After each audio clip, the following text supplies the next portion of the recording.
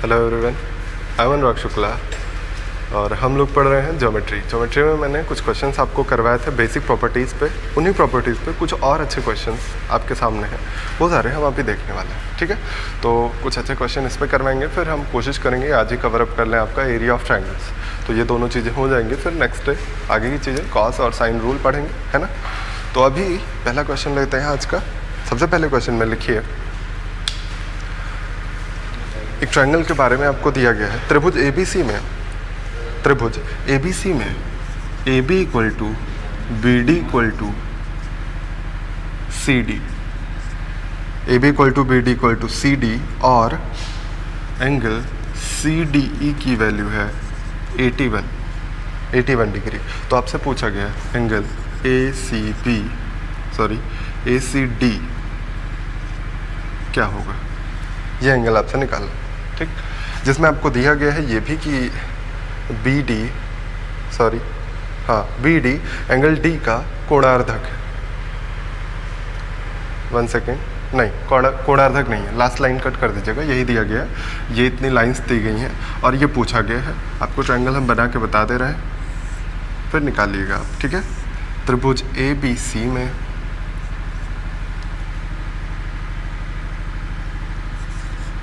त्रिभुज ACD आएगा, अरे त्रिभुज ACD में, उसके बाद ये चीज़ें दी गई हैं और आपसे पूछा गया है ACD क्या होगा। ठीक है, ये B दिया गया है और इसी को एक्सटेंड किया गया है, ये बाह्य कोण है। ठीक है, बस इतना ही दिया गया, ऐसा ही ट्रायंगल दिया गया है। इस ट्रायंगल में ये चीज़ें दी गई हैं, तो आप निकाल लीजिए। देखिए AB BD CD, AB ये वाली साइड, BD ये वाली साइड, CD ये वाली साइड, ये तीनों आपस में बराबर दी गई हैं, इक्वल दी गई हैं। अब आपको मैंने बताया था कि एक ट्रायंगल में अगर दो साइड्स इक्वल हो तो उनके सामने के कोण भी इक्वल होता है एंगल। तो आप क्या कहेंगे कि ये अगर थीटा मान लेते हैं तो ये भी क्या हो जाएगा, ये भी थीटा मानना पड़ेगा, या फिर इस वाले ट्रायंगल से मानना शुरू करिए, थोड़ा सा आसान हो जाएगा। क्यों, देखिए ये दोनों साइड बराबर, इनके सामने के एंगल्स थीटा और इनके सामने के एंगल्स थीटा, ये थीटा और थीटा हो गए। फायदा क्या हुआ कि इस त्रिभुज का ये क्या है, बाह्य कोण है ना, ये एक्सटीरियर एंगल है। अगर ये एक्सटीरियर एंगल है तो इन दोनों एंगल्स के सम के बराबर होना चाहिए। क्या हो जाएगा, 2 थीटा। देखिए मैंने उस दिन भी बताया था आपको, पिछली क्लास में जब मैंने प्रॉपर्टीज़ के बारे में बताया था तो ये आपको समझाया था कि एक ही ट्रायंगल में ये रूल लगता है जो इक्वल एंगल्स के सामने इक्वल साइड होती है और इक्वल साइड के सामने इक्वल एंगल होता है। ठीक है, और हर जगह पे नहीं अप्लीकेबल होता है। तो अभी हमने एक ट्रायंगल लिया, इस ट्रायंगल में सामने की साइड्स बराबर थी, उनके सामने के एंगल्स हमने बराबर किए, लेकिन ये क्या है, इन दोनों एंगल्स के लिए ये क्या है, बाह्य कोण है, एक्सटीरियर एंगल है। तो मैंने बताया बगल वाले को छोड़ के बाकी दोनों का सम होता है एक्सटीरियर एंगल।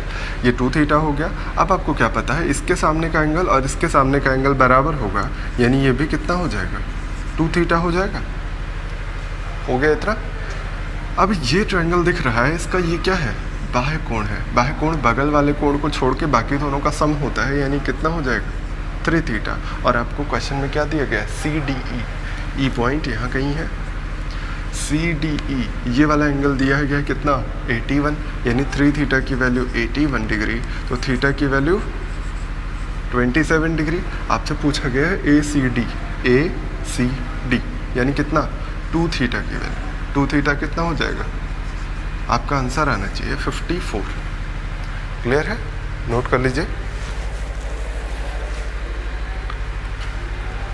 समझ में आ गया होगा, आसान सा क्वेश्चन है।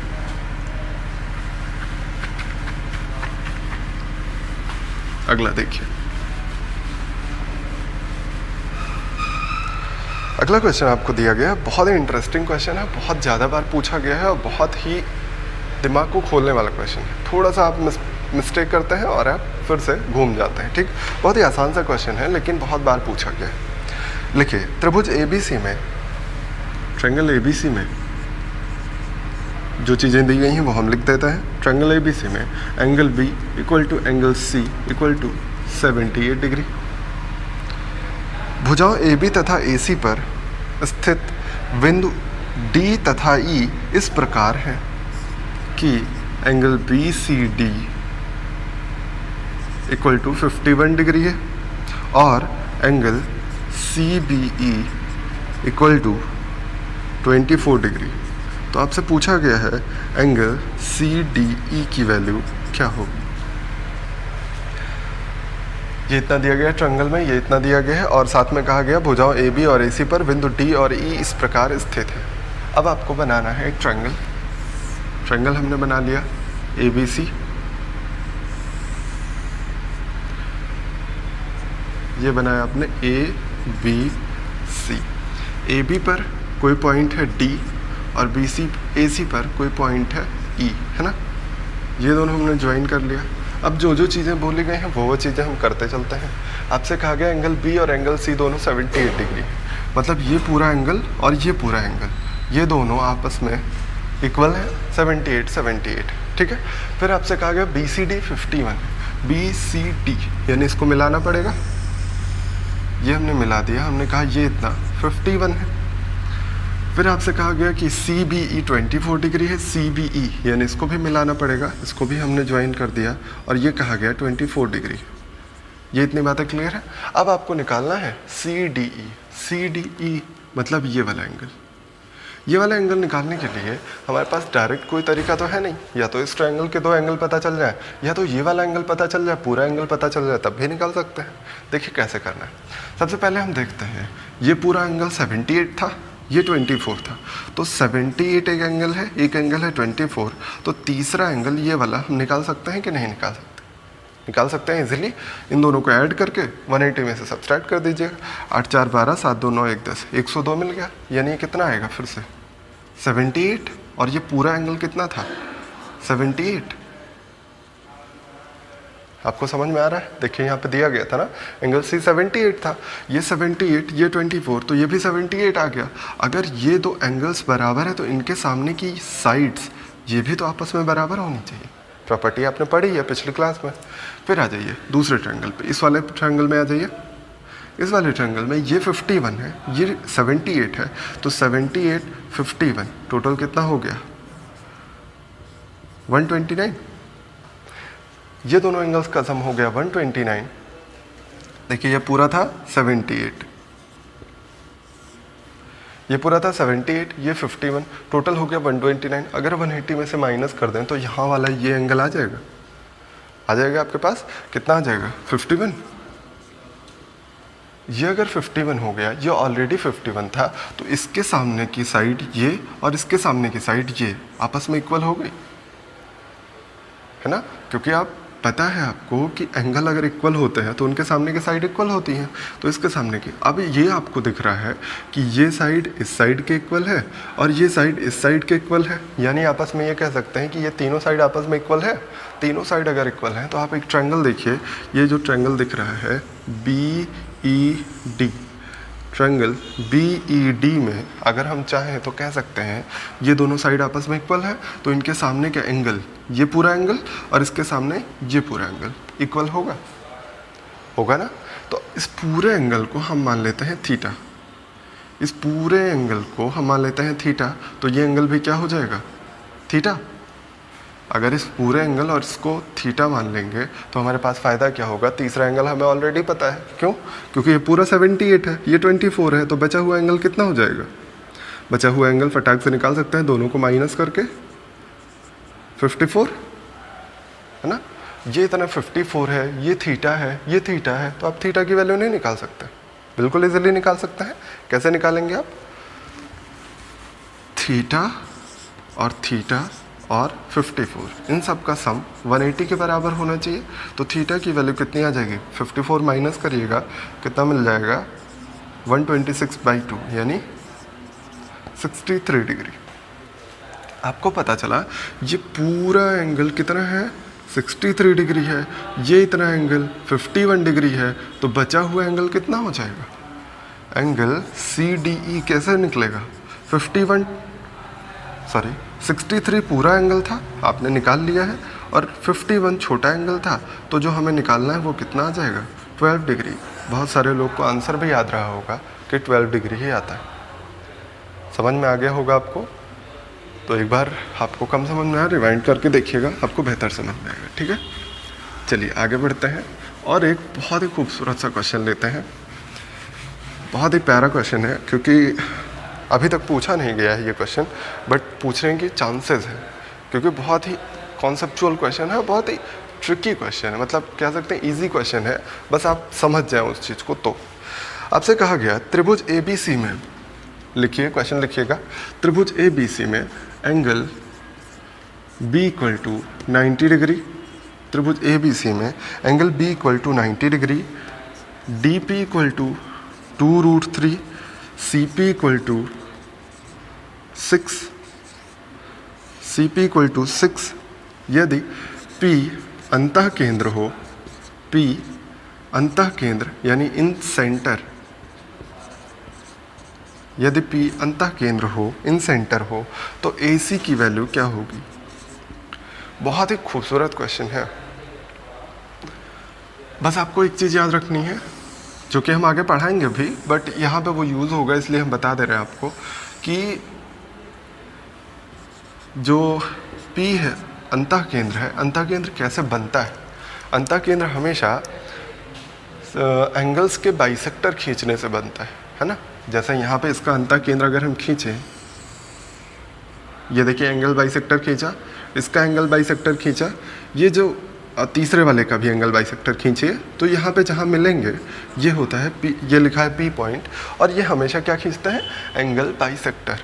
ये बात याद रखिएगा, ठीक है। वो अभी हम आपको लिखवाएंगे जब इन सेंटर पढ़ाएंगे, अभी थोड़ी 1-2 क्लासेस के बाद इन सेंटर आएगा, तब आपको हम बताएंगे, ठीक है। अभी के लिए थोड़ा सा हिंट दे दिया है, इसलिए जान लीजिए। फिर आपको नाम दिया गया था इसका, ये E दिया गया है, ये D दिया गया है, ठीक है। ये इतना ट्रायंगल बना के दिया गया था। अब आपको थोड़ा सा दिमाग लगाना था। आपको मैंने बताया है अंतः केंद्र वाला, सॉरी, मैंने आपको बताया है जब एंगल बाइसेक्टर खींचा जाए उस वाली थ्योरम को बताया है ना। अब यहाँ पे देखिए क्या क्या दिया गया है, 2√3 दिया गया है ये, और 6 दिया गया है ये पूरा पार्ट। अगर ध्यान से देखिए तो इसको अगर हम खींच दें, B से P को मिला दें अगर, तो ये क्या होगा। चूंकि ये अंतः केंद्र है, इसलिए मैंने बताया अंतः केंद्र कैसे खींचा जाता है, एंगल बाइसेक्टर से। इसका मतलब ये एंगल बाइसेक्टर बनेगा।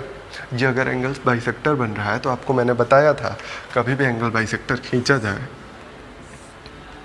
देखिए ये एंगल बाइसेक्टर खींचा गया, ये B है, ये D और C है। यही ट्रायंगल जो उल्टा लेटा हुआ है, इसको मैंने सीधा कर दिया, ठीक है। तो आपको क्या दिया गया था, BP दिया गया था 2√6 और ये दिया गया 6, है ना। आपको मैंने बताया कि इन दोनों का रेशियो, इन दोनों के रेशियो के बराबर होता है। ये बात मैंने क्लास में पढ़ाई है पिछली। तो आप कह सकते हैं 2√6/6, यानी इसको कैंसिल कर दीजिए, 2 3 है ना, या फिर और थोड़ा सा छोटा करिएगा, ये हो जाएगा, देखिए 2√6/√6, सॉरी √6 नहीं 6 है। तो आप क्या कह सकते हैं कि √6 से ये रूट में आ जाएगा, है ना, ये तो होता है। अब आपके पास इसका रेशियो क्या मिल गया, मतलब अच्छा ये 2√3 है, सॉरी ये 2√3 है, ये मैंने 2√3 लिखा है ना, यहाँ पे गलत लिख दिया था 2√3। तो आप कहेंगे आप 2√3 और 6 का रेशियो निकाल लीजिए। 6 को आप क्या लिख सकते हैं, 2 × √3 मैंने बताया हुआ है आपको क्लासेस में। तो आप इसको लिख दीजिए 2√3 तो ये कैंसिल हुआ, 2 कैंसिल हुआ, केवल बचा क्या, 1/√3, यानी इनका रेशियो क्या आ गया। ये बात आपको अगर ना समझ में आई हो तो आप पिछली क्लास देखिए, मैंने वहाँ पे कॉन्सेप्ट आपको बताया है, इन दोनों का रेशियो इन दोनों के रेशियो के बराबर होता है। अब यहाँ से हमने क्या निकाल लिया कि हमारा रेशियो क्या होना चाहिए, BD 1 होना चाहिए और ये BC √3 होना चाहिए, ये होना चाहिए। और आपको याद हो तो मैंने ट्रिग्नोमेट्री जब आपको पढ़ाया है, और ट्रिग्नोमेट्री मैंने पूरी फिनिश कर दी है, आप देखिएगा उसमें मैंने बताया है कभी भी एक ट्रायंगल मिले जिसमें 30 60 बने, जैसे ये ट्रायंगल है, ये 90 डिग्री है, ये √3, ये 1, तो ये हमेशा 2 होता है। ये मैंने आपको बताया है। आप चाहें तो 30 60 करके निकाल सकते हैं, पर क्या ज़रूरत है, आप याद कर लीजिए थोड़ा सा, ये बहुत ही काम की चीज़ है, हमने बताया हुआ है आपको ट्रिग्नोमेट्री पढ़ाते टाइम। तो देखिए ये 1 है, ये √3 है, तो ये पूरा क्या होना चाहिए, 2 होना चाहिए। अगर ये पूरा 2 होना चाहिए तो 2 की वैल्यू हमें क्या पता है, ये पूरा यानी 6 + 2√3, 2 की वैल्यू हमें इतनी पता है। तो आप क्या निकाल सकते हैं, √3 की वैल्यू निकाल सकते हैं, निकाल लीजिए। √3 की वैल्यू क्या हो जाएगी, 2 से ये 3 टाइम डिवाइड होगा, 3√3 प्लस ये 2 डिवाइड होगा 3, यानी आपकी वैल्यू आ गई ये इतनी, √3 की वैल्यू, यानी BC की वैल्यू आपको पता चल गई। BC की वैल्यू अगर आपके पास आ गई तो आप निकाल सकते हैं बहुत ईजिली, बाकी चीज़ें तो बहुत ईजिली निकल जाएंगी। पहली बात, ये √3, ये 1 है, तो ये क्या होना चाहिए 30, यानी ये भी बताया हुआ है आपको, ये 60 होता है, ये 30 होता है। 30 के सामने हमेशा 1 होता है, 60 के सामने हमेशा √3 होता है। अगर आप उठा के देखिएगा अपने पिछली क्लासेस को ट्रिग्नोमेट्री वाली, उसमें मैंने ये समझाया हुआ है, ठीक है। अब देखिए आपको मिल गया √3 की वैल्यू इतनी, यानी BC की वैल्यू ये आ गई पूरी। BC की वैल्यू अगर पता है ये 30 है, चूँकि ये कोणार्धक होता है तो ये भी 30 होगा, 30 पूरा हो गया 60। अब आपको ये पता है, ये निकालना है, आसानी से निकल सकता है कि नहीं, निकल सकता है। आप कह दीजिए कि cos लगा देते हैं, cos 60 की वैल्यू क्या हो जाएगी, BC/AC, हमें AC ही निकालना है। AC की वैल्यू क्या आ जाएगी, BC की वैल्यू हो गई है 3√3 + 3/AC, सॉरी cos 60 की वैल्यू 1/2, 2 से मल्टीप्लाई करिए, 6√3 + 6, आपका आंसर होना चाहिए ये। बहुत ही बढ़िया क्वेश्चन है, एक बार फिर से आप लगा के देखिएगा, आपको बेहतर समझ में आएगा। केवल आपको क्या करना था, यहाँ से एक लाइन एक्स्ट्रा ड्रॉ करनी थी, चूँकि ये इन सेंटर है इसलिए ये एंगल बाइसेक्टर होगा। एंगल बाइसेक्टर थ्योरम लगाइए, ये पूरा √3 हो जाएगा, ये 1 हो जाएगा। ये 1 और √3 तब होता है जब यह 30 यहाँ 60 होगा, ये 30 हो गया तो ये भी 30 होगा, क्योंकि ये एंगल बाइसेक्टर है। और आप बाकी कॉन्सेप्ट लगा दीजिए, ठीक है। बहुत ही बढ़िया क्वेश्चन है, नोट कर लीजिएगा। अगले क्वेश्चन पे आते हैं, 2-3 क्वेश्चन और करते हैं इस पर। जितने भी टाइप के हमको लग रहा था कि आप फंस सकते हैं या आपको जानना चाहिए, वो सारे मैंने करवा दिए हैं, ठीक है। 1-2 क्वेश्चन और करवा के फिर इसको फिनिश करते हैं, उसके बाद हम लोग आएंगे अगले टॉपिक, अगले टाइप पर, ठीक है। चलिए आगे बढ़ते हैं। लिखा गया है, बहुत ही बढ़िया क्वेश्चन ये भी है, अगर आप ध्यान से नहीं देखिए तो ये भी उड़ जाएगा, ठीक। देखिए, त्रिभुज ABC में 3 बिंदु PQR, त्रिभुज ABC में 3 बिंदु PQR क्रमशः, त्रिभुज ABC में 3 बिंदु PQR क्रमशः भुजाओं AB, AC और BC पर इस प्रकार स्थित है, इस प्रकार स्थित है कि BR = PR, BR = PR और CR = RQ। यदि एंगल इक्वल टू 40 डिग्री, तो आपसे पूछा गया एंगल PRQ क्या होगा, ठीक है। ये दिया गया है, यहाँ पे P है, यहाँ पे Q है और यहाँ पे R है। इतनी चीज़ें आपको दी गई हैं, ठीक है। अब इसमें आपको निकालना है एंगल PRQ। एंगल PRQ के लिए पहले हम चलते हैं, जो जो चीज़ें दी गई हैं उनको यूटिलाइज़ कर लेते हैं। क्या क्या दिया गया है आपको, BR = PR, अगर BR = PR है तो आप क्या कह सकते हैं, BR PR ये बराबर है, और फिर दिया गया CR RQ, CR सिंगल लगाते हैं इस पर और RQ, ठीक है। अब ये आपस में बराबर है, इसका मतलब ये नहीं कि सब आपस में बराबर है, यह सिंगल ट्रायंगल है। मैंने बताया एक ट्रायंगल होता तो सबको थीटा थीटा कर देते, लेकिन यहाँ पे एक ट्रायंगल तो है नहीं, इसलिए हम क्या करेंगे, इनको हम कुछ मान लेते हैं थीटा, तो ये भी क्या हो जाएंगे थीटा, सेम साइड उनके सामने के एंगल, ठीक है। यहाँ पे हम कुछ और मान लेते हैं, अल्फ़ा अल्फ़ा मान लेते हैं, कोई दिक्कत नहीं। अब आपको क्या करना है, आपको निकालना क्या है, ये वाला एंगल। ये वाला एंगल के लिए हमें क्या करना पड़ेगा, अच्छा ऊपर वाला एंगल आपको ऑलरेडी दिया गया है, ये 40 डिग्री। ये अगर 40 डिग्री आपको दिया गया है तो आप निकाल सकते हैं तीनों एंगल्स का सम क्या होता है, तीनों एंगल का सम 180 डिग्री के बराबर होता है, यहाँ से आप कह सकते हैं थीटा प्लस अल्फ़ा क्या हो जाएगा 140 डिग्री, है ना। अब आप निकाल लीजिए ये वाला एंगल। ये वाला एंगल निकालने के लिए क्या करना पड़ेगा आपको, ये एंगल पहले पता होना चाहिए। ये कितना हो जाएगा 180 माइनस 2 थीटा, और ये वाला एंगल कितना हो जाएगा 180 माइनस 2 अल्फ़ा। ये 180 माइनस 2 थीटा, ये 180 माइनस 2 अल्फ़ा, और ये पूरा क्या है स्ट्रेट एंगल। स्ट्रेट एंगल कितना होता है 180 डिग्री होता है। अगर 180 में से इन दोनों को माइनस करें तो ये बचा हुआ एंगल आ जाएगा, यही तो होगा। आप निकाल लीजिए एंगल PRQ क्या होगा, 180 में से हमें माइनस करना पड़ेगा किसको किसको, 180 माइनस 2 थीटा और 180 माइनस 2 अल्फ़ा। बात समझ में आई। अब इसमें आप सॉल्व कर लीजिए थोड़ा सा। 180 से 180 कैंसिल हो जाएगा, ये 2 थीटा 2 अल्फ़ा पॉजिटिव हो जाएगा, यानी twice of theta plus alpha positive हुआ, और यहाँ पर नेगेटिव आ जाएगा। कोई परेशानी, हो गया होगा ये। अब यहाँ पर रख दीजिए 140, देखिए यहाँ से उठा के वैल्यू 140 रखिएगा, 280 आएगा। 280 में से 180 माइनस करिएगा, आपको आंसर क्या मिलने वाला है 100 डिग्री आपका आंसर आएगा।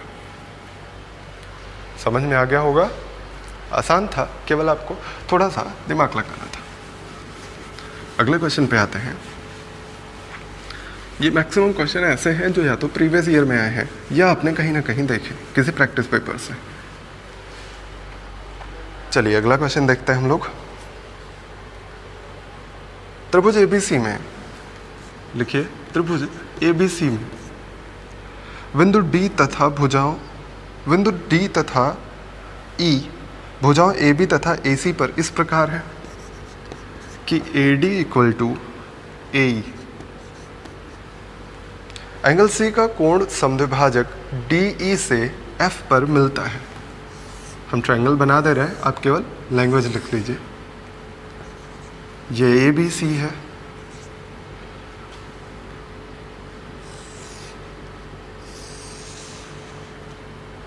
ये बनाया गया है, ये E है, ये D, और ये पॉइंट है F। ठीक है, दिया गया है आपको angle B equal to 60 degree हो तो एंगल EFC क्या होगा। ये 60 डिग्री दिया गया तो EFC क्या होगा, ये दिया गया 60 डिग्री, और हमको ये वाला एंगल निकालना है। ये वाला एंगल को हम x मान लेते हैं। ठीक है, अब आपको निकालना है x की वैल्यू। ये 60 दिया गया है, कुछ चीज़ें दी गई हैं। AD AE बराबर है, यानी AD ये वाली साइड, AE ये वाली साइड, दोनों आपस में बराबर है, और कुछ नहीं दिया गया। ठीक है, अब देखिए अगर हम कुछ मान लेते हैं, मान लीजिए हमने इसको थीटा मान लिया, ये अगर थीटा हो गया तो ये क्या है, बाह्य कोण है। बाह्य कोण क्या हो जाएगा, थीटा प्लस 60 डिग्री, ये इतना हो जाएगा। अगर ये थीटा प्लस 60 डिग्री हो गया तो हम क्या कह सकते हैं कि ये इसको अल्फ़ा मान लें, दोनों अल्फ़ा हो जाएंगे। अब अगर ये दोनों अल्फ़ा हो गए तो ये कितना होगा 180 माइनस 2 अल्फ़ा हो जाएगा। अच्छा, ये भी पता है आपको ये दोनों क्या होते हैं, अपोजिट, वर्टिकली अपोजिट, यानी शीर्षाभिमुख कोण पता है आपको। तो आप क्या कह सकते हैं, ये वाला एंगल भी अल्फ़ा होगा। अब ये ट्रायंगल अगर छोटा सा देखिए तो ये क्या है, इसका बाह्य कोण है ना, एक्सटीरियर एंगल है, तो इन दोनों का सम होगा, यानी x प्लस अल्फ़ा की वैल्यू थीटा प्लस 60 डिग्री के बराबर है। पहली बात तो ये, और दूसरी बात क्या दिख रहा है आपको कि ये 60 है, और अच्छा एक और ट्रायंगल आपको अगर दिख रहा हो तो ये पूरा ट्रायंगल देखिए, ये पूरा ट्रायंगल देखिए, तो इसका एक्सटीरियर एंगल आपको ये अल्फ़ा मिल रहा है, इसका एक्सटीरियर एंगल अल्फ़ा मिल रहा है। इसका मतलब ये x है तो ये भी क्या होना चाहिए, ये x है तो ये क्या होना चाहिए, अल्फ़ा माइनस एक्स। कर सकते हैं, इसको आप कर दीजिए अल्फ़ा। देखिए आपको पता है किसी भी ट्रायंगल में एक्सटीरियर एंगल क्या होता है, ये अल्फ़ा है, ये थीटा है, ये x है, तो इन दोनों के सम के बराबर ही तो होता है अल्फ़ा। तो इसलिए हमने कहा कि इन दोनों का सम बराबर ये, इसलिए ये क्या हो जाएगा, इसमें से इसको माइनस कर दीजिए, अल्फ़ा माइनस एक्स। अब आपके पास क्या ऑप्शन बचा कि आप तीनों का एडिशन निकाल लीजिए, या फिर कोई और ऑप्शन हो तो कोई और ऑप्शन नहीं है ना। अब इसका और इसका सम क्या होना चाहिए, 180 डिग्री होना चाहिए, तो 180 डिग्री कर दीजिए। क्या हो जाएगा 60 plus theta plus alpha minus x equal to, अच्छा 180 minus alpha plus 180 minus 2 alpha equal to 180 degree. ये इतना होना चाहिए। अब 180 कैंसिल हो जाएगा और आपको क्या मिल जाएगा 60 प्लस अल्फ़ा सॉरी थीटा इतने की वैल्यू, और ये क्या हो जाएगा 2 अल्फ़ा, ये माइनस अल्फ़ा, और ये हो जाएगा माइनस एक्स इतने की वैल्यू 0, यानी x की वैल्यू क्या हो जाएगी 60 प्लस थीटा माइनस अल्फ़ा, ये इतना x की वैल्यू आ गई। और यहाँ से क्या मिल रहा है हमें, अच्छा सॉरी दोनों जगह से सेम वैल्यूज़ मिल रही है। एक सेकंड चेक करिएगा।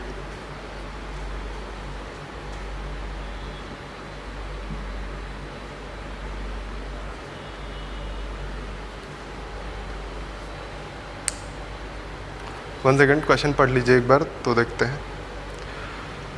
अच्छा यहाँ पे क्वेश्चन में दिया गया एंगल C का कोण समद्विभाजक DE से F पर मिलता है। सॉरी देखिए एंगल C का कोण समद्विभाजक दिया गया था, इसलिए ये गड़बड़ हो रहा था। अब देखिए आ जाएगा, ये एंगल बाइसेक्टर है अगर, तो ये भी कितना हो जाएगा थीटा। अब देखिए क्वेश्चन आसान हो गया, अगर ये थीटा हो गया है तो theta plus x equal to alpha होना चाहिए।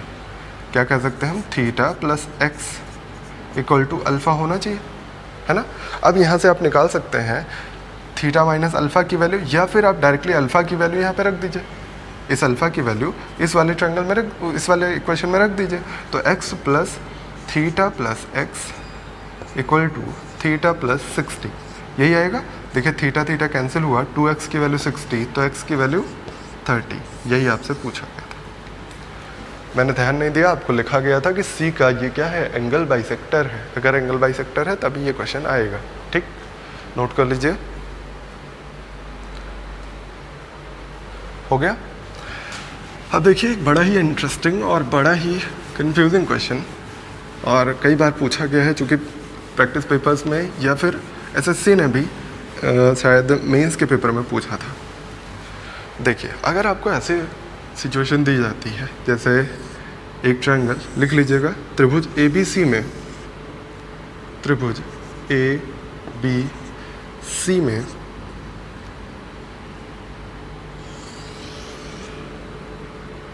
त्रिभुज ABC में ये मान लीजिए D है, ये E है, तो अब क्या कहेंगे कि यहाँ पे आप A मान लेते हैं, अच्छा लगेगा थोड़ा सा।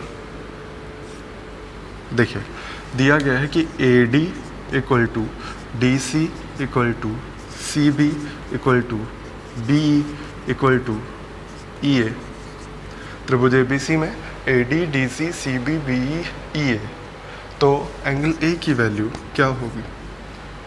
आसान है, बस आपको दिमाग लगाना है। देखिए क्या दिया गया है, ऐसे ही चलना है आपको, एक जगह से शुरू करिए, ये AD फिर DC फिर CB, ये ऐसे बराबर दिए गए हैं, फिर ये बराबर फिर ये बराबर, ऐसा ही दिया गया, ठीक है। अब इसमें आपको केवल और केवल एक ही कॉन्सेप्ट लगाते हुए रहना हमेशा कि समान भुजाओं के सामने के कोण बराबर होते हैं। मान लीजिए जो हमें निकालना है ये थीटा, अगर आपने मान लिया तो आप क्या कह सकते हैं, ट्रायंगल ABE, देखिए ट्रायंगल ABE यानी ये पूरा ट्रायंगल, इसमें अगर आप ध्यान से देखिएगा तो ये दोनों साइड इक्वल है, तो ये क्या कह सकते हैं, ये भी थीटा होना चाहिए। अगर ये थीटा हो गया, ये थीटा हो गया, तो ये क्या है, इसका बाह्य कोण है, एक्सटीरियर एंगल, इन दोनों के सम के बराबर होना चाहिए, 2 थीटा हो गया। ऐसा ही सेम आगे बढ़ते हुए चलिए, आगे बढ़ते हैं तो आपको क्या मिलता है, ये ट्रायंगल अगर देखिए बड़ा वाला, ये पूरा ट्रायंगल है, इस ट्रायंगल में भी ये साइड और ये साइड बराबर है, तो इनके सामने के एंगल क्या होने चाहिए, बराबर होने चाहिए। और अगर इनके सामने के एंगल बराबर हो गए तो ये क्या है, इस ट्रायंगल का, ये जो ट्रायंगल है इस ट्रायंगल का ये बाह्य कोण है, एक्सटीरियर एंगल, किसके इक्वल होगा, दोनों एंगल के सम के, बगल वाले को छोड़ के बाकी दोनों के सम के बराबर हो गया। अब आपको क्या पता चला, फिर से ये साइड और ये साइड इक्वल है, तो ट्रायंगल ले लीजिए, ये BCD, B C D triangle में ये 2 थीटा, तो ये भी पूरा कितना होना चाहिए, 2 थीटा होना चाहिए। ये पूरा हो गया 2 थीटा। फिर आपको क्या मिला, फिर से दूसरा ट्रायंगल देखिए, ये देखिए बी सी ई, ये ट्रायंगल देखिएगा उल्टा जो लटका हुआ है, इसमें भी ये दोनों साइड इक्वल है, तो इनके सामने के एंगल क्या हो जाएंगे, ये भी 2 थीटा हो जाएगा, है ना। अब आपको तीनों एंगल पता चल गए एक ट्रायंगल के, तीनों एंगल का सम क्या होता है 180 degree, theta plus 2 theta plus 2 theta यानी कितना हो गया 5 थीटा की वैल्यू 180 डिग्री, तो थीटा की वैल्यू 36 डिग्री। अब इसमें हमसे कुछ भी पूछा जा सकता था, मान लीजिए ये पूछ लेता B D C, angle B D C क्या होगा, 2 थीटा होगा, तुरंत आप 36 का डबल कर दीजिए। एंगल ए पूछा गया था, थीटा की वैल्यू 36 आ गई। क्लियर है। अब इसी को जब थोड़ा सा कॉम्प्लिकेट करना होता है तो कॉम्प्लिकेट कैसे करते हैं, इसी में 1-2 लाइन और बढ़ा देते हैं। तो अगला क्वेश्चन सेम इसी पे है, यही कॉन्सेप्ट लगेगा, बस आपको थोड़ा सा कॉम्प्लिकेशन बढ़ा दी जाएगी। ठीक, देखिए यही सेम है, फिगर आपको सेम बनाना है। लिख लीजिए त्रिभुज ए बी सी में ए बी सी में दिया गया है आपको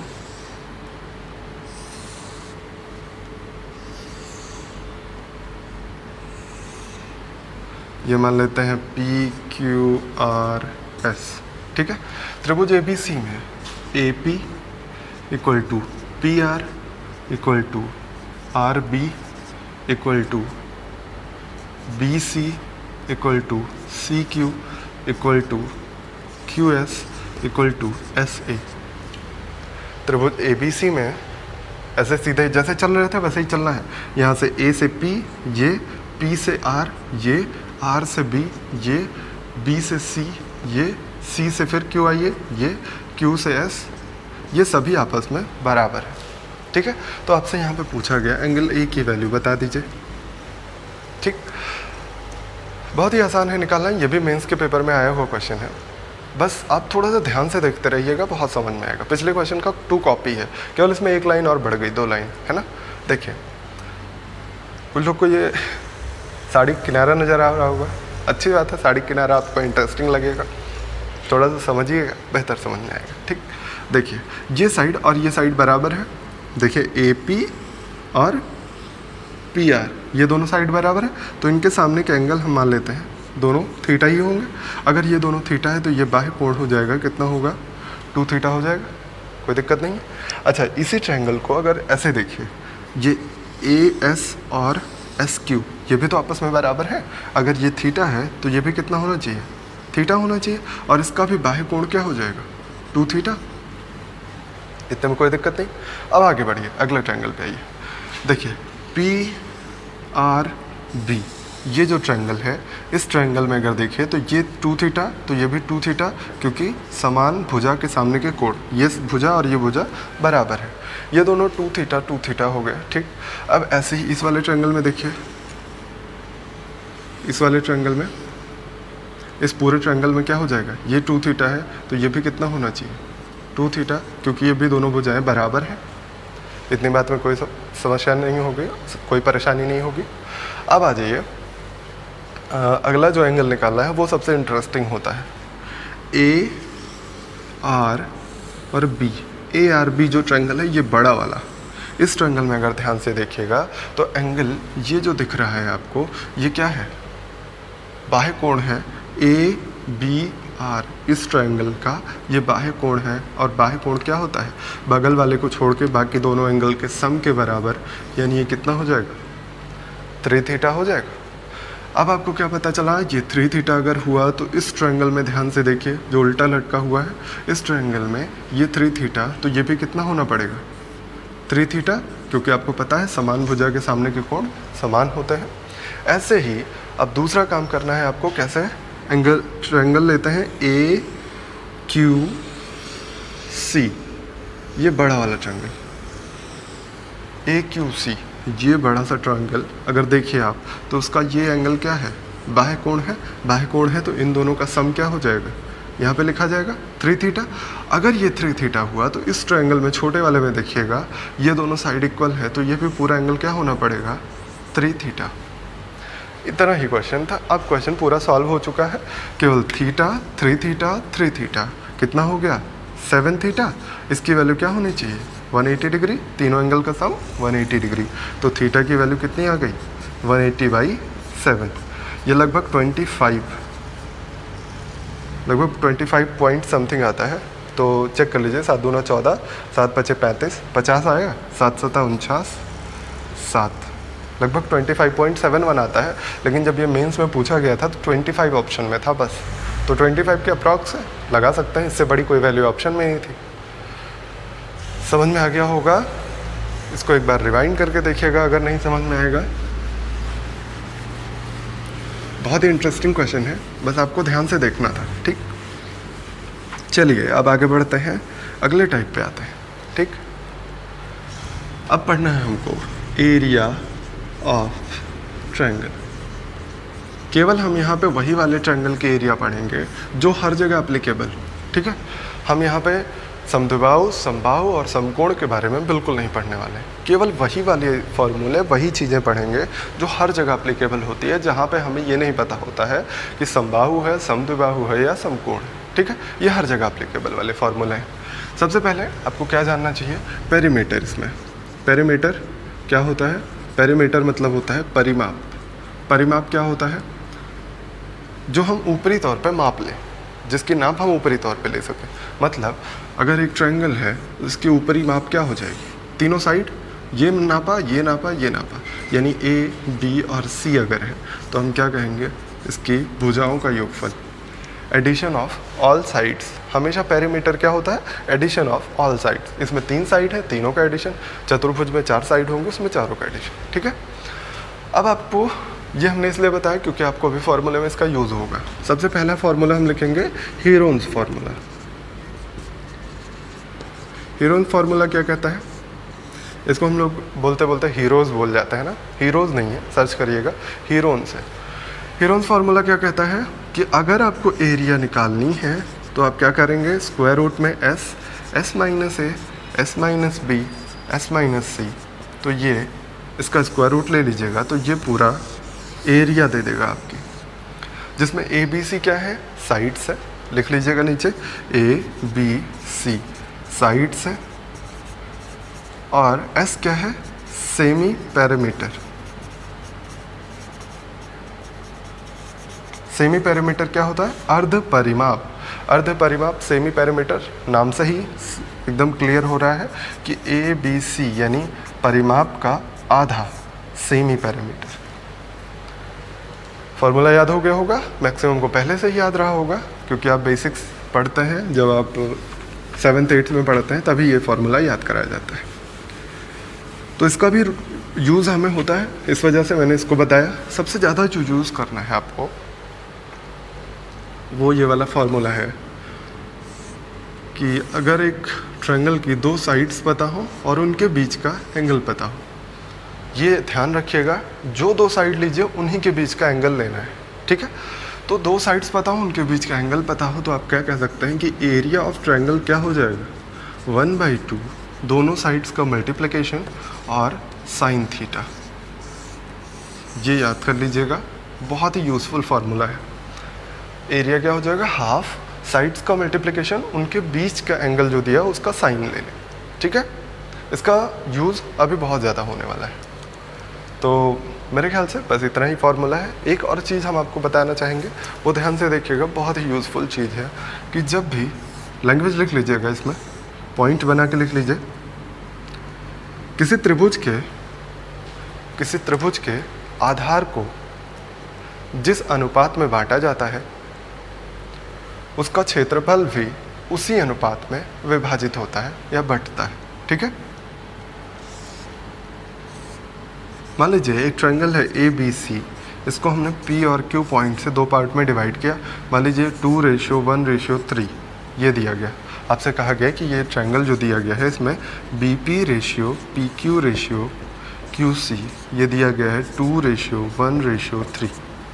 ये अगर दिया गया तो आप कह सकते हैं इनके एरियाज़ भी 2:1:3 में ही डिवाइड होंगे, इसमें कोई कन्फ्यूज़न नहीं होगी। ठीक है, जैसे आपको दे दिया जाए कि मान लीजिए इस पूरे ट्रायंगल की एरिया 36 है, 36 है, तो आप कहिए आपसे पूछ लिया जाए PAQ की एरिया क्या हो, तो आप क्या कहेंगे कि हमें तो मिल रहा है इसका 2, इसका 1, इसका 3, यानी 3, 2, 5, 1, 6, हमें टोटल एरिया 6 मिला। आपने कहा कि पूरा एरिया 36 है, तो 6 की वैल्यू 36 हो गई, 1 की वैल्यू क्या हो गई, 6 हो गई। आपसे पूछा गया इसी की वैल्यू, 1 की वैल्यू क्या आ रही, 6, यानी कि आपको पता चल जाएगा PAQ क्या हो जाएगा, एरिया 6 हो जाएगा। क्लियर? तो आपको ये हमेशा याद रखना है कि जिस रेशियो में हम इसको बांटते हैं उसी रेशियो में पूरा ट्रायंगल डिवाइड हो जाता है, उसका एरिया डिवाइड हो जाता है।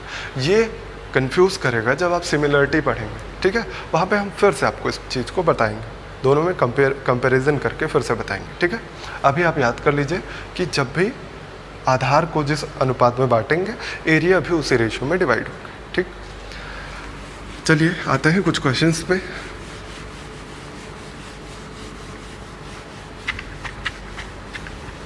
देखिए क्वेश्चन लिख लीजिए। सबसे पहला क्वेश्चन करना है आपको, दिया गया है कि एक त्रिभुज ABC में, त्रिभुज ABC में D बिंदु BC पर इस प्रकार है, D बिंदु BC पर इस प्रकार है कि BD और CD का रेशियो 1:5 है। यदि त्रिभुज ABC का क्षेत्रफल, यदि त्रिभुज ABC का क्षेत्रफल 72 सेंटीमीटर स्क्वायर है, तो त्रिभुज ADC का क्षेत्रफल क्या होगा। आपको क्या कहा गया कि त्रिभुज ABC बनाइए, त्रिभुज ABC हमने बना लिया। इसमें कहा गया कि BC पर एक पॉइंट कोई D है, वहाँ से हमने मिला दिया इसको, और आपसे कहा गया कि ये BD और CD 1:5 में है। अब मैंने बताया कि जिस रेशियो में आधार डिवाइड होता है उसी रेशियो में इसके एरियाज़ भी डिवाइड होता है, मतलब इसका भी एरिया 1:5 में होना चाहिए, है ना। आपको कहा गया त्रिभुज का, पूरे त्रिभुज का एरिया 72 है, यानी 1 और 5 कितना हुआ, 6। हमारे हिसाब से 6 यूनिट एरिया होनी चाहिए थी, और इसी की वैल्यू हमें दी है 72, तो ये 12 हो जाएगा। 1 की वैल्यू हो गई 12, 1 की वैल्यू 12 आ गई। आपसे पूछा गया ADC का एरिया, ADC यानी 5 की वैल्यू, तो 5 की वैल्यू कितनी आ जाएगी, 60, यानी एरिया कितनी आ गई ADC की, 60 सेंटीमीटर स्क्वायर। क्लियर है? अगला करें हम लोग क्वेश्चन। देखते रहिए, आपको सारी चीज़ें समझ में आएंगी। जो ना समझ में आए आप उसको कमेंट सेक्शन में बताया करिए, उसको बेहतर करने की कोशिश करेंगे। ठीक है, जो भी आपको प्रॉब्लम दिखे आप कमेंट सेक्शन में बताया करिए। नेक्स्ट आइए, बहुत ही बढ़िया क्वेश्चन ये भी है, लिख लीजिए। त्रिभुज PQR में, त्रिभुज PQR में CQR का मध्य बिंदु है, CQR का मध्य बिंदु यानी मिड पॉइंट, CQR का मध्य बिंदु है। PA रेशियो AQ दिया गया है आपको 2:1। त्रिभुज PQR आपके सामने बना हुआ है, PQR। इसमें दिया गया है कि PB रेशियो BR 3:2। ठीक है, और आपसे पूछा गया है त्रिभुज ABC का एरिया और त्रिभुज PQR के एरिया का रेशियो क्या होगा। देखिए ऐसे बनाया गया है ट्रायंगल, ये है A, ये है B, ये है C। ठीक है, हाँ यही दिया गया। अब आपसे पूछा गया इन दोनों एरियाज़ का रेशियो क्या होगा, तो आप क्या कह सकते हैं, देखिए ध्यान से।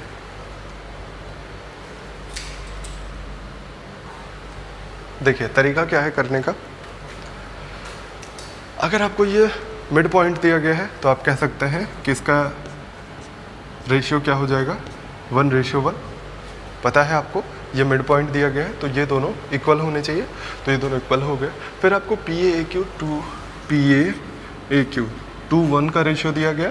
फिर PBBR 3:2 का रेशियो, ये इतना दिया गया है। आपके पास सबसे आसान तरीका है जो आपने अभी पढ़ा हुआ है कि हम क्या निकाल लेते हैं, एरिया। एरिया से करिए तो बहुत आसान होगा। देखिए त्रिभुज PAB और त्रिभुज ए बी सी, इसके एरिया का रेशियो अगर हमको निकालना हो तो कैसे निकालेंगे? अभी हमने पढ़ा कि हाफ दोनों भुजाओं का गुणनफल 2 × 3 और बीच वाले एंगल का साइन यानी साइन P। कोई परेशानी? ऐसे एरिया निकल सकती है ना। अभी पढ़ा आपने किसी भी त्रिभुज में दोनों भुजाओं का गुणनफल 1/2 के साथ 1/2 दोनों भुजाओं का गुणनफल और साइन बीच का एंगल साइन थीटा यानी साइन P हमने निकाल लिया। ठीक है, अब निकाल लीजिए बटे में ABC का एरिया। हम ABC से कंपेयर करते चलते हैं, सॉरी ABC नहीं, PQR, बड़े वाले ट्रायंगल PQR, बड़ा वाला ट्रायंगल जो है उसका एरिया क्या हो जाएगा? हाफ 2 1 3, ये 3 2 5 और साइन फिर से कौन सा लेंगे हम? बीच का कोण ना, ये दोनों भुजाएं इनके बीच का कोण यानी साइन P फिर से लेना है। आप ध्यान से देखिए अगर तो ये दोनों कैंसिल हो जाएंगे, केवल क्या बचेगा? भुजाओं का गुणनफल। भुजाओं का गुणनफल 3 दूना 6 और ये 3 भी कैंसिल हो गया, केवल बचा क्या? 2/5।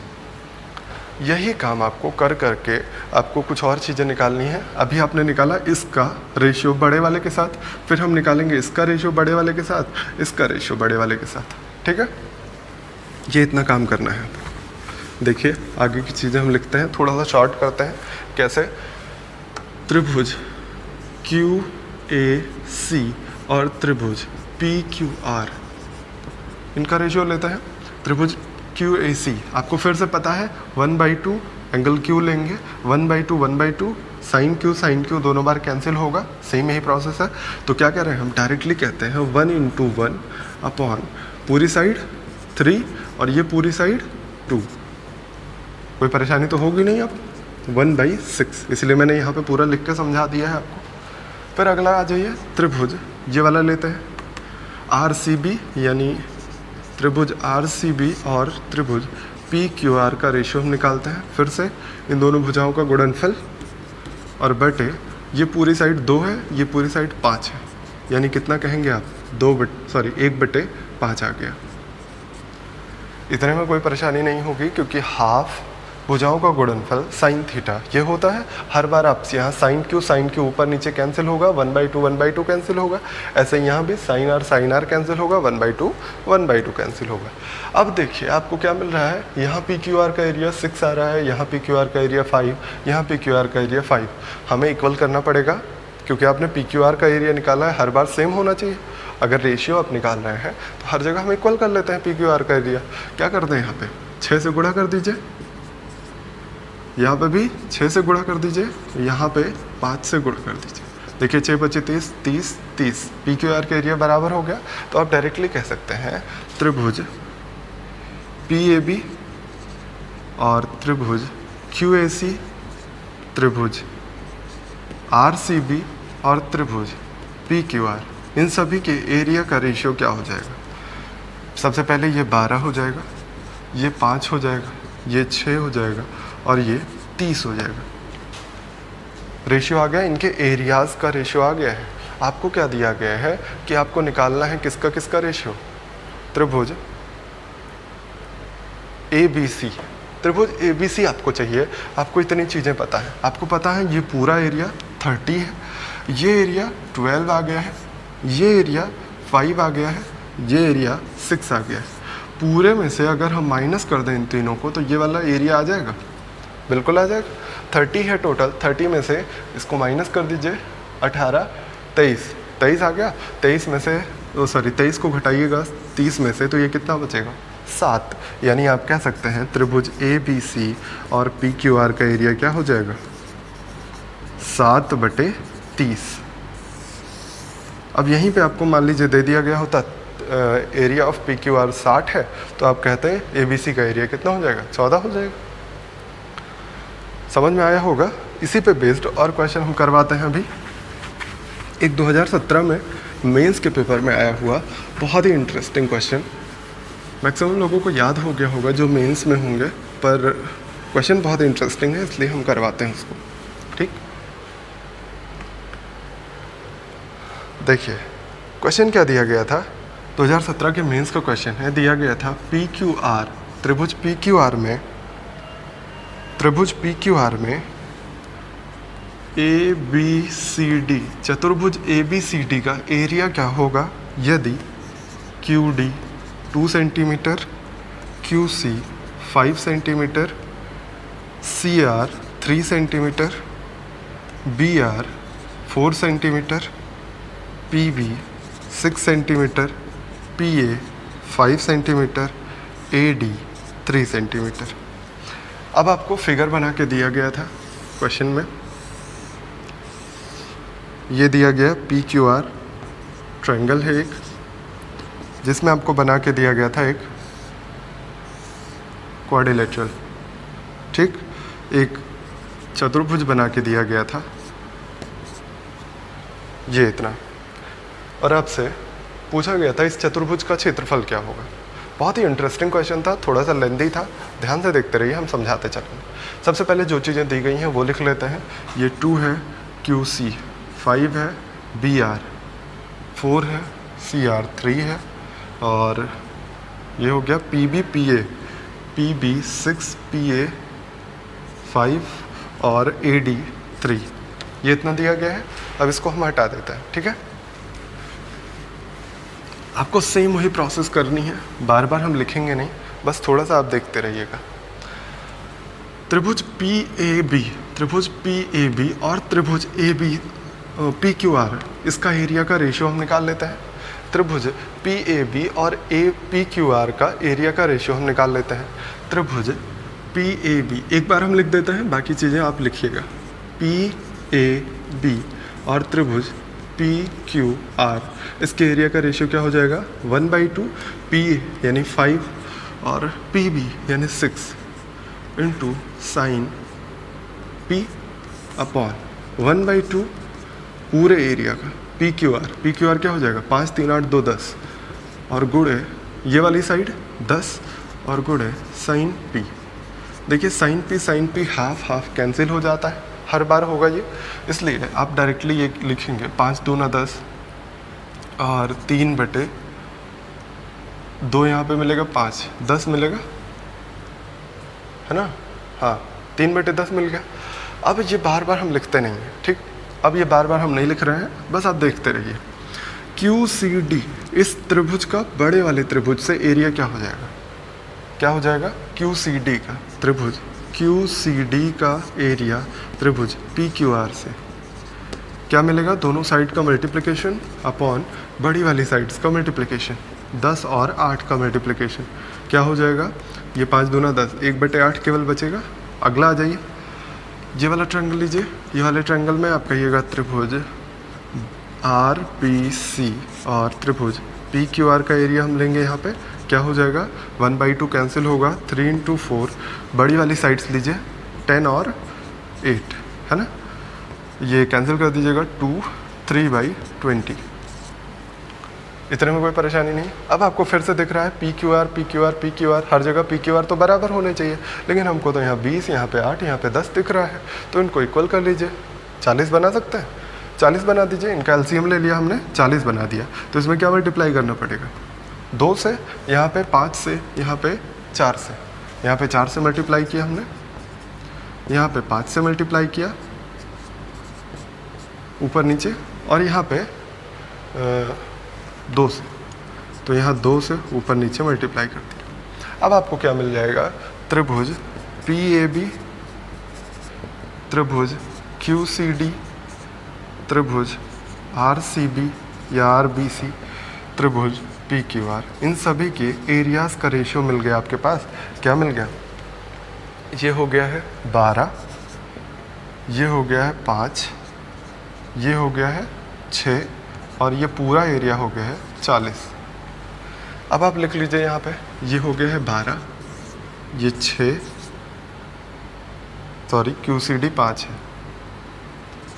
ये 6 और ये पूरा एरिया आ गया है 40।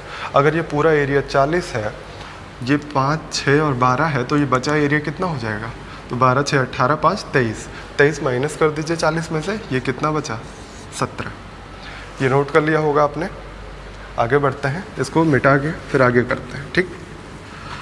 अब आपको क्या करना है क्योंकि आपको न्यूमेरिकल वैल्यू देनी है, यहाँ पर रेशियो निकालना होता तो आप बिल्कुल इजीली निकाल लेते हैं, लेकिन आपको यहाँ पे देना क्या है, न्यूमेरिकल वैल्यू देनी है। तो आपको तीनों साइड्स अगर पता है तो त्रिभुज का एरिया निकालना इजी है। कैसे निकालेंगे, S S minus A S minus B, यही वाला फार्मूला, एस हीरोन्स फार्मूला जो भी पढ़ा आपने, एस माइनस बी और एस माइनस सी, इससे आप निकाल सकते हैं। तो सबसे पहले आपको पता होना चाहिए एस क्या हो जाएगा, तीनों भुजाओं का योगफल बटे 2, यानी 5 3 8, 8 4 12, 6 18, और 18 2 20, 3 23, 3 26, 2 28, 28 का बटे 2 यानी 14, है ना। अब यहाँ पे रखते रहिए वैल्यू, ये 14 हो गया, ये कितना हो गया 14 माइनस ए, कोई भी साइड ए मान लीजिए, कोई दिक्कत नहीं है। हम मान लेते हैं 8, तो 8 6 14, फिर ये हो जाएगा 10 4 14, ये भी हो गया 10 4 14। अब कुछ चीज़ें इसमें से बाहर आएंगी, मतलब स्क्वायर रूट के बाहर, जैसे ये 4 बाहर आएगा, इसको 2 × 3 लिख सकता है, इसको 7 × 2 लिख सकता है, यानी ये 21 बना 4 2 8, 8 रूट 21, यही तो आएगा, है ना। 8 रूट 21 हो गया पूरे त्रिभुज का एरिया। और हमने क्या निकाला था पूरे त्रिभुज का एरिया, 40, अभी आपको निकाल के दिखाया था। 40 जो निकाला था हमने पूरे त्रिभुज का एरिया, उसी 40 यूनिट की वैल्यू क्या आ गई, 8 रूट 21, ये आ गई। आपको निकालना क्या है, चतुर्भुज का एरिया, उसको हमने क्या निकाला है 17, तो 17 यूनिट की वैल्यू क्या हो जाएगी, ये 8 5 40 हो गया, तो 17 रूट 21 बटे 5। ये उठा के देखिएगा 2017 के मेंस का क्वेश्चन है, सेम ही आंसर आ रहा था, सेम ही क्वेश्चन था। ठीक, उम्मीद करते हैं समझ में आया होगा। एक बहुत ही प्यारा सवाल, बहुत ही खूबसूरत क्वेश्चन और लेते हैं हम लास्ट में। ये अगर समझ में आ गया होगा आपको तो अगला भी क्वेश्चन उम्मीद करते हैं हम समझ में आएगा। ठीक है, देखिए बहुत ही बढ़िया सा क्वेश्चन है। दिमाग कान आँख नाक सब खोल के बैठिएगा, बस दिमाग ही खोलिए, मतलब दिमाग और आँख।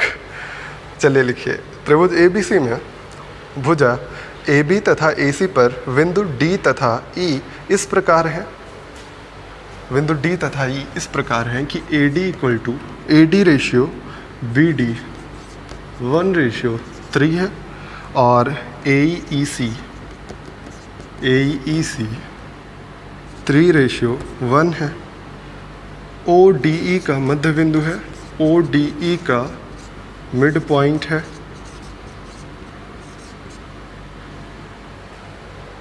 तो त्रिभुज BOC की वैल्यू क्या होगी, उसका क्षेत्रफल क्या होगा, यदि त्रिभुज ABC का क्षेत्रफल दिया गया है 160 सेंटीमीटर स्क्वायर। ठीक है, ये इतना आपको दिया गया है। अब बना लीजिए ट्रायंगल, बिना ट्रायंगल बनाए आपका काम नहीं होना है। त्रिभुज ABC दिया गया है, ABC में D और E यहाँ कहीं है, ये ADBD, ये D है पॉइंट, 1:3 दिया गया है, और E है पॉइंट कहीं यहाँ, ये 3:1 दिया गया है ना। ODE का मध्य बिंदु है, यानी कि O यहाँ कहीं है, इसको मिला देते हैं हम। O है अगर, तो ये पूरी दोनों साइड बराबर है। ट्रायंगल BOC का क्षेत्रफल हमको निकालना है, यदि पूरे त्रिभुज का क्षेत्रफल 160 दिया गया है। ठीक, अब इसको हम हटा देते हैं, ये लिख लिया होगा आपने। चलिए, अब आपको क्या बताया मैंने, आपको बताया किसी भी त्रिभुज में अगर हम इसको 2 पार्ट में डिवाइड करते हैं, मान लीजिए 3 और 1 में डिवाइड किया, तो ये 3 और ये 1 हो जाता है ना एरिया। यही अभी कॉन्सेप्ट हम लगाने वाले हैं। ठीक है, देखिए अगर इस वाले त्रिभुज में देखिए, इस वाले त्रिभुज में क्या होना चाहिए, ये OE लाइन इसको डिवाइड कर रही है, जिसको 3:1 में डिवाइड हो रहा है। अगर ये 3:1 है तो इसका एरिया भी 3:1 हो जाएगा, एरिया 3:1 होगा। आपको पता है O क्या है, ये O क्या है, मिड पॉइंट है। अगर ये मिड पॉइंट है तो दोनों एरिया बराबर होने चाहिए। ये दोनों एरिया अगर बराबर हो गए तो ये भी 3 हो जाएगा, कोई दिक्कत नहीं। अगर ये 3 हो गया, हमें तो यहाँ एरिया 1 लिखना था, 1 की वैल्यू हो गई 3, यानी इस 1 एरिया की वैल्यू हो गई 3, तो 3 एरिया की वैल्यू क्या हो जाएगी 9, यानी यहाँ पे हम क्या लिख दें 9।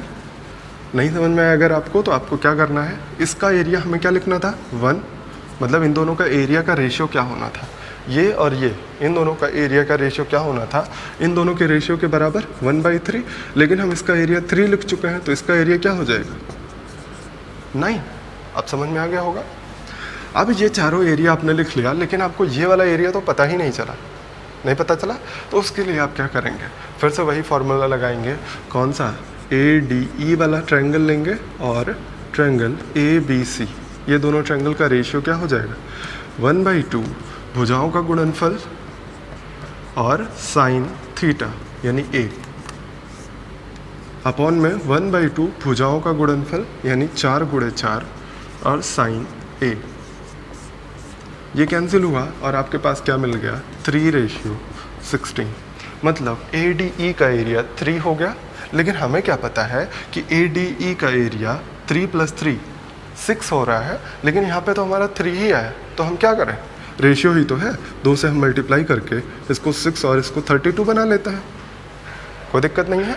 और आपको ये चीज़ दी गई है, चूँकि क्वेश्चन में बड़ी वाली एरिया दी गई है ना, तो बड़ी वाली एरिया दी गई तो आसान हो जाएगा क्वेश्चन। कैसे, देखिए इसको हमने 6 बनाया, ये पूरा 32 पूरा हो गया ना। देखिए ABC का एरिया था 32, पूरे का एरिया 32 हो गया, ये 9, ये 1, ये 3, ये 3, तो बचा कौन सा एरिया 9 1 10 6 16 को इसमें से घटा दीजिएगा, कितना बचेगा, एरिया आ जाएगा 16।